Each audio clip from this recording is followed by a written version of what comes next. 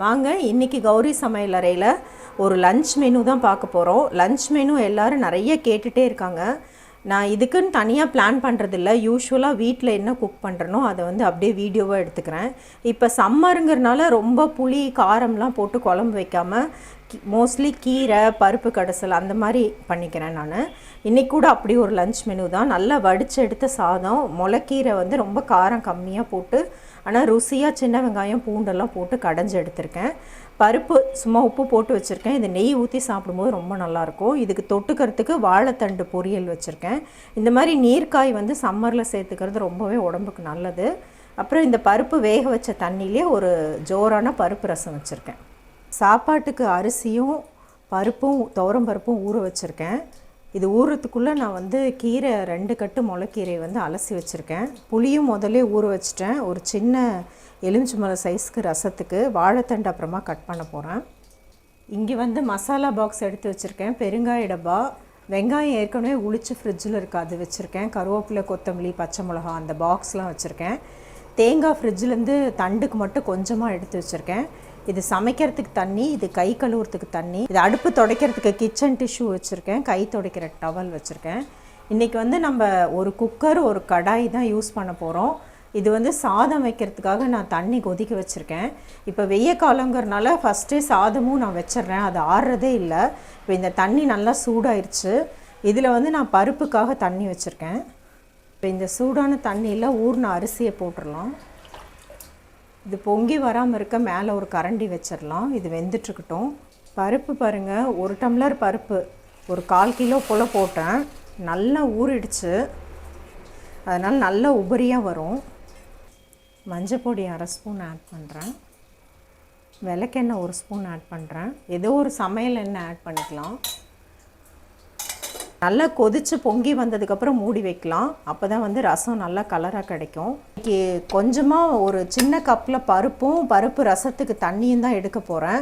ஆனால் மீதி இருக்க பருப்பை ஃப்ரிட்ஜில் வச்சுட்டா நாளைக்கு சாம்பார் வச்சுக்கிறதுக்கு யூஸ் பண்ணுவேன். அதனால் நான் மொத்தமாக 1 டம்ளர் பருப்பு வேக போட்டிருக்கேன். இப்போ சாதம் நல்லா கொதிக்க ஆரம்பிச்சிருச்சு. பருப்பு சத்தை நான் இறக்கி வச்சுருக்கேன். இந்த பக்கம் கடாயில் வாழைத்தண்டு தாளிக்கிறதுக்காக வச்சுருக்கேன். இது சத்தை வரத்துக்குள்ளே நான் இது நார் எடுத்து வச்சுருக்கேன். வெங்காயம் கட் பண்ணி வச்சுருக்கேன். 2 பச்சை மிளகா கீரி வச்சுருக்கேன் தண்டுக்கு. இந்த வெங்காயம் கீரைக்காக வச்சுருக்கேன். இது அப்புறம் கட் பண்ணிக்கலாம். இப்போ இதில் கடுகு, உளுத்தம்பருப்பு, கடலைப்பருப்பு தாளிச்சிக்கலாம். இது பொரிஞ்சிட்ருக்கு. அதுக்குள்ளே இந்த வெங்காயம் வதங்கிறதுக்குள்ளே இந்த தண்டை கட் பண்ணிக்கலாம். இப்போ கடுகுலாம் பொரியுது, வெங்காயத்தை போட்டுக்கலாம்.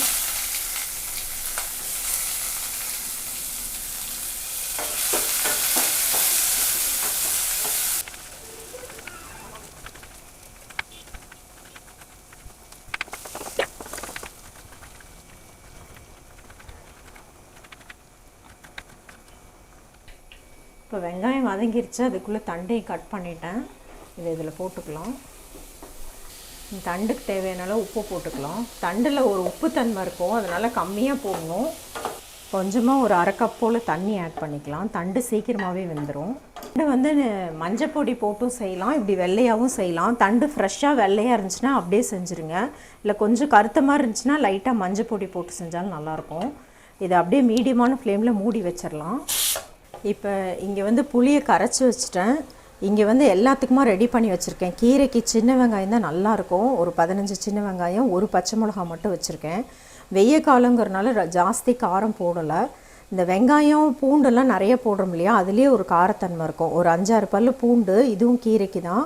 அப்புறம் ஒரு தக்காளி கீரை கட் பண்ணி வச்சுருக்கேன். 3 தக்காளி ரசத்துக்கு எடுத்து வச்சுருக்கேன். இது பூண்டு ரசத்துக்கு நச்சு வச்சுருக்கேன். கருவேப்பிலை கொத்தமல்லி எல்லாம் அலசி வச்சுருக்கேன். அதுக்குள்ளே தண்டு நல்லா வெந்துருச்சு, பருப்பும் நல்லா சத்தை அடங்கிருச்சு. பாருங்க, பருப்பு நம்ம ஊற வச்சு பண்ணதுனால நல்லா மலர்ந்து வெந்திருக்கு. கலர் கூட செவந்த மாதிரி இல்லாமல் நல்லா மஞ்சளாக இருக்குது. நான் தண்ணி அளவாக வச்சிட்டேன், ஏன்னா பொங்கி வரும்னு சொல்லிட்டு. விசில் வரும்போது எல்லாம் வெளியே வந்துடும். இப்போ கொஞ்சம் தண்ணி ஆட் பண்ணிவிட்டு கொதிக்க விட்டுறலாம். ரசத்துக்கு நமக்கு தண்ணி வேணும். கொஞ்சம் கருவேப்பிலை போட்டுக்கலாம். எடுத்து வச்ச தேங்காய் போட்டுக்கலாம். கொத்தமல்லி போட்டு அடுப்பு ஸ்லோவில் தான் இருக்குது. நல்லா கொத்தமல்லி தேங்காயெல்லாம் பெரட்டி விட்டுட்டோம்னா அது லஞ்ச் பாக்ஸில் கொடுத்தாலும் கெட்டு போகாமல் இருக்கும். இப்போ தண்டு சூப்பராக ரெடி ஆகிடுச்சு. இதை மாற்றிட்டு இதே கடாயில் நம்ம கீரை பண்ணிக்கலாம். இது கொதிச்சிட்ருக்கட்டும். இப்போ கொஞ்சமாக எண்ணெய் ஊற்றிக்கலாம், ஒரு அரை ஸ்பூனு. இதில் சீரகம் போட்டுக்கலாம். அது பொரியும் போது பூண்டு, பச்சை மிளகா, வெங்காயம் சும்மா பெரட்டி விட்டால் போதும், ரொம்ப வதக்க தேவையில்லை. தக்காளி போட்டுக்கலாம், கீரையை போட்டுக்கலாம். நிறையா இருக்கும் பார்த்தா, இந்த வடைச்சட்டியே பத்தாத அளவுக்கு இருக்கும். ஆனால் அப்படி குத்தி விட்டு பெரட்டி விட்டிங்கன்னா ஒரு நிமிஷத்துலேயே நல்லா சுருங்கி வந்துடும். இப்போ ரசத்துக்கு 3 தக்காளி போட்டு வச்சுருக்கேன். இதில் மேலாவே இந்த பருப்பு தண்ணி சூடாக இருக்கு இல்லையா, அதை ஊற்றிக்கலாம். இந்த கீரை நல்லா சுருங்கி வந்துருச்சு இல்லையா, இப்போ வந்து ஒரு அரை கப் போல் தண்ணி ஆட் பண்ணிக்கலாம். கீரை சீக்கிரமாகவே வெந்துடும். இது ஒரு தட்டு போட்டு மூடி வச்சிடலாம். இது வெந்துட்டுருக்கட்டும். இப்போ கொஞ்சம் பருப்பு நான் நாளைக்கு சமையலுக்காக எடுத்துக்கிறேன். இப்போ எடுத்து வச்சோம் இல்லையா, இந்த பருப்புக்கு தேவையான அளவு உப்பு போட்டுக்கலாம். கொஞ்சம் பருப்பு தண்ணி ஆட் பண்ணிவிட்டு நல்லா வெந்துருச்சு, நல்லா மலர்ந்து வெந்துருச்சு. அப்படியே கரண்டிலே மசிஞ்சு வந்துடும். இந்த பருப்பு தண்ணியிலையும் கொஞ்சம் பருப்பு போட்டுக்கலாம். அப்போ நல்லா அது ரசம் திக்காக வரும். இப்போ இந்த தக்காளி வந்து நல்லா சாஃப்டாகிடுச்சு. இது இந்த குக்கர்லேயே போட்டுக்கலாம். இந்த புளி தண்ணி நல்லா ஜில்லுன்னு இருக்குது, இதை ஊற்றிடலாம். இதை கரைச்சி எடுக்கணும். இப்போ பாருங்கள், பருப்பு வாழைத்தண்டு ரெடி ஆகிடுச்சு. ரசத்துக்கு நம்ம ரெடி பண்ணிகிட்ருக்கோம். கீரை வெந்துட்டுருக்கு. சாதம் செக் பண்ணிக்கலாம். சாதம் நல்லா வெந்துருச்சு. இதை ஆஃப் பண்ணிவிட்டு இதை வடிச்சிட்டு வந்துடுறேன் நான். இப்போ இந்த தக்காளி நல்லா கரைச்சிட்டேன். இந்த ரசத்துக்கு தேவையான உப்பு போட்டுக்கலாம். அடுப்பை பற்ற வச்சுட்டு இந்த கீரை 3/4 வெந்துருச்சு. இதில் மாற்றிட்டு இந்த பக்கம் ரசம் வச்சுக்கலாம்.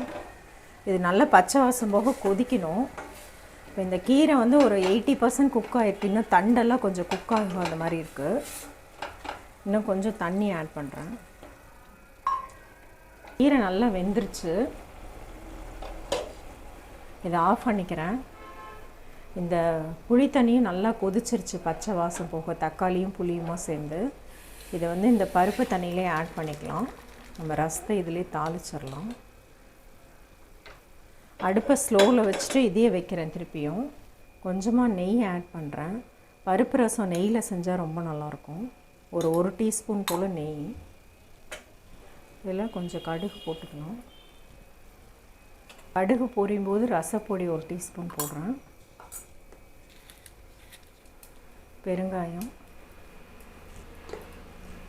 கருவேப்பிலை, தட்டி வச்ச பூண்டு,